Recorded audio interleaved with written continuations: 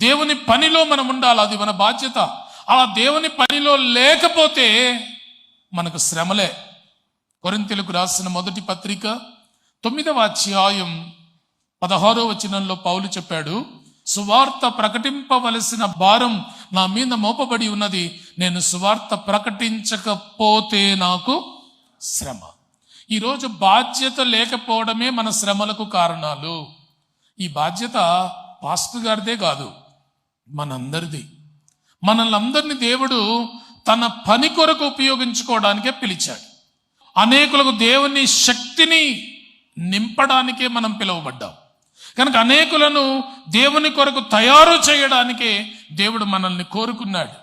అలనాడు యేసయ్య తన శిష్యులకు చెప్పిన మాట ఏమిటి అంటే, శిష్యులు అంటే 12 మందే కాదు, ఆయన్ని వెంబడించిన వాళ్ళందరూ ఆయన శిష్యులే. లూకాసు వార్త 10వ అధ్యాయం 1వ వచనం చూస్తే ఆయనకు 70 మంది శిష్యులు ఉన్నారు. మనకు ఎప్పుడు 12 మందే కనబడతారు. వాళ్ళు చాలా సన్నిహితులు. వాళ్ళకంటే మరింత 2వ గ్రేడు 3వ గ్రేడు శిష్యులు కూడా ఉన్నారు ప్రభువుకు. ఆ శిష్యులకు ప్రభు ఏం చెప్పాడు అంటే, మత్తయి సువార్త 28వ అధ్యాయం 19వ వచనంలో, మీరు వెళ్ళి అనేకులను నాకు శిష్యులనుగా చేయండి. మీరు మాత్రమే కాదు, అనేకులను నాకు శిష్యులుగా చేయాల. ఇది మన బాధ్యత. ఈ బాధ్యతలో మనం అందరం ఉండాలి.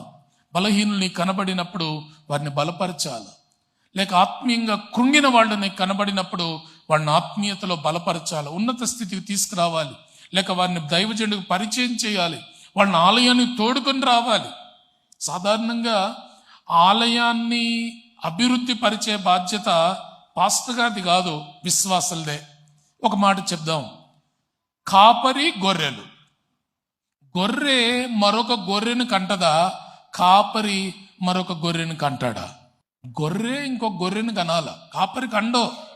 కాపరి బాధ్యత ఏమిటంటే గొర్రెలను కాయడం, మేతేయడం, వాటికి సంరక్షణ కల్పించడం కాపరి బాధ్యత. గొర్రెలే గొర్రెను కనాల, అదే నీ బాధ్యత.